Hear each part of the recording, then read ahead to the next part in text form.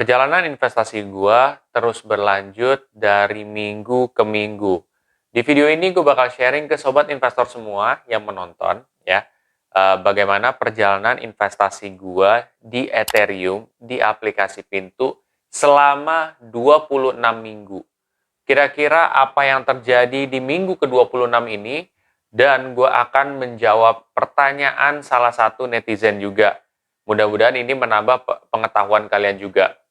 Buat kalian yang penasaran, simak videonya setelah yang satu ini.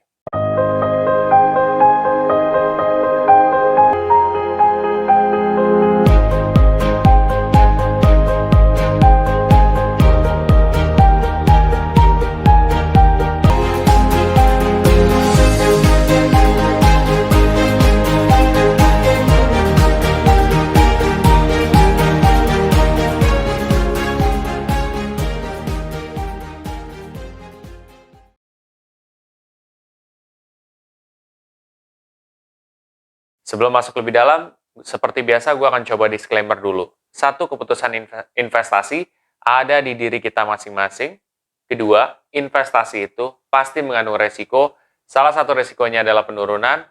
Ketiga, gue tidak pernah mengadakan titip dana sama sekali. Jadi gini sobat investor. Ngomongin soal investasi di cryptocurrency. Bagaimana perjalanan gue sejauh ini?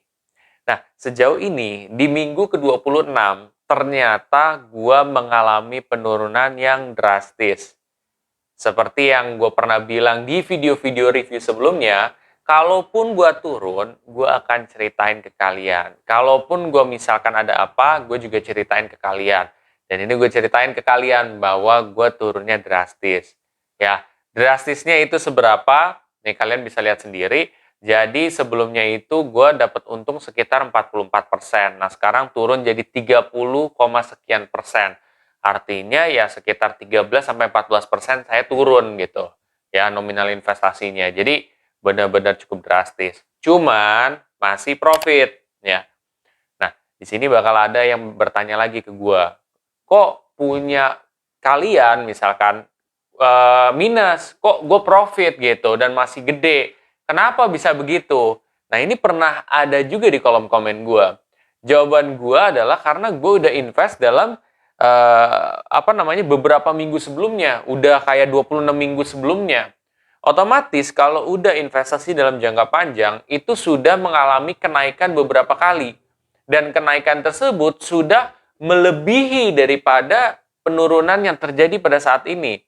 Jadi ketika kalian melihat portofolio gue, kenapa itu tidak minus ya, itu karena seperti itu. Karena gue memang sudah melalui itu beberapa kali.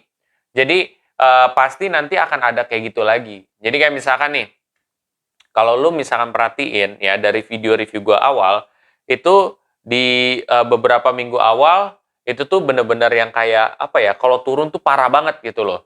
Kayak misalkan lu top up aja, lu nggak bakal ketahuan itu lu top up atau enggak. Karena saking drastisnya itu turun gitu loh. Itu puluhan persen gitu ya. Mungkin bisa sampai 30% lebih gitu ya turunnya gitu. Tapi nanti lu akan ada fase di mana fase gelombang naik lagi. Nah, ketika ada fase gelombang naik, dia akan mencoba turun lagi. Turun lagi cuman tidak separah sebelumnya gitu, tapi turunnya cukup drastis. Nanti begitu lagi gitu. Jadi fasenya itu tetap ada penurunan, tetap ada gitu. Sampai kapanpun tetap bakal ada penurunan. Cuma kalau kita lihat dari garis panjangnya berdasarkan data historical, untuk instrumen Ethereum sendiri, dia tuh memang dia rata-rata naik gitu. Seperti itu guys. Dan di fase seperti ini tetap aja ada turun. Cuman gue profitnya udah cukup besar gitu kan. Atau floating profitnya cukup besar.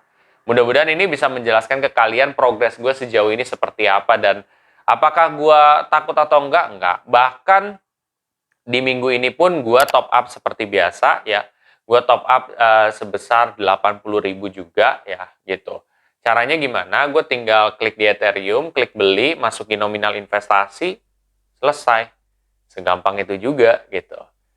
Nah gitu guys, jadi itu merupakan progres perjalanan investasi gue. Dan ini mungkin yang menjadi penasaran nih buat kalian. Karena gue menjawab pertanyaan netizen setelah ini.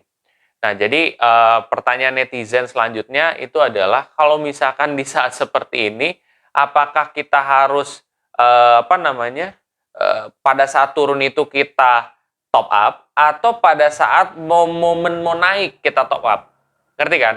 Jadi kalau misalkan kamu lihat kurva nih, itu pada saat kurvanya titiknya lagi di bawah banget atau pada saat titik di bawah terus dia udah mulai agak naik.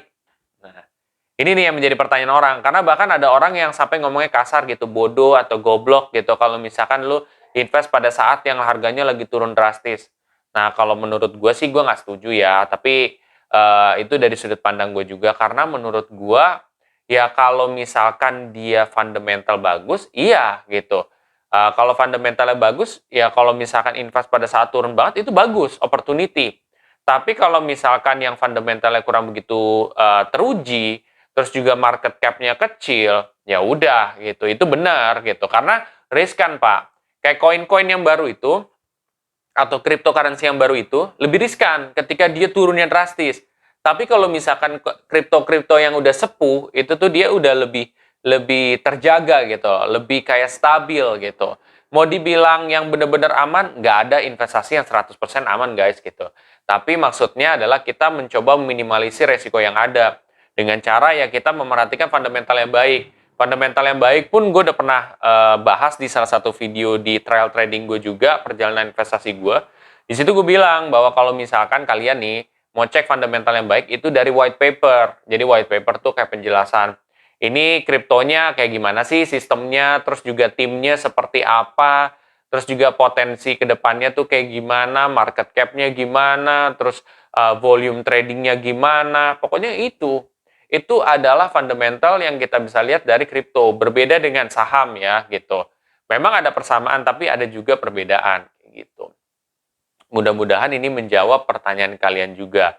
Nah, di sini kesimpulannya adalah bahwa kalau misalkan ada penurunan ya jangan panik, jangan takut. Pastikan dulu infonya itu karena apa, ininya karena apa, apakah tetap continue atau enggak gitu. Pemberitaan seperti apa gitu. Kalau memang cuman kayak sementara doang ya udah nggak masalah gitu. Kedua, ya kalau misalkan ada situasi lagi turun banget kayak begitu, itu sebenarnya balik lagi ke kitanya. Lo mau pada saat bawah banget atau misalkan pada saat pas sudah mulai agak naik dikit gitu. Itu adalah hak kalian juga. Cuman bagi gua, ya itu dia. Kalau misalkan fundamentalnya bagus pada saat bottom aja, pada saat lagi di bawah, nggak apa-apa lo top up terus, lo cost averaging gitu. Tapi kalau misalkan fundamentalnya jelek ya jangan gitu. Kalau gue begitu, tapi balik lagi, keputusan investasi ada di diri kita masing-masing. Bagaimana pilihan kalian? Kalian bisa komen di bawah ya. Ya, oke. Buat sobat investor semua yang setelah ini tertarik untuk mempelajari lebih dalam lagi soal cryptocurrency, kalian bisa cek di playlist real trading gue dari minggu awal sampai sekarang, dan kalian bisa mulai berinvestasi di cryptocurrency di aplikasi Pintu dengan memakai kode referral gue juga.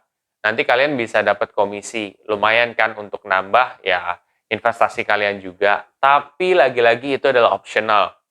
Dan ingat guys, bahwa investasi itu lakukan di aplikasinya langsung, bukan di Telegram. Oke semuanya, kalau kalian merasa video ini sangat bermanfaat, please share aja ke sobat investor yang lain. Dan jangan lupa untuk subscribe, like, dan komen di video gue. Sampai jumpa di video gue selanjutnya. Terima kasih.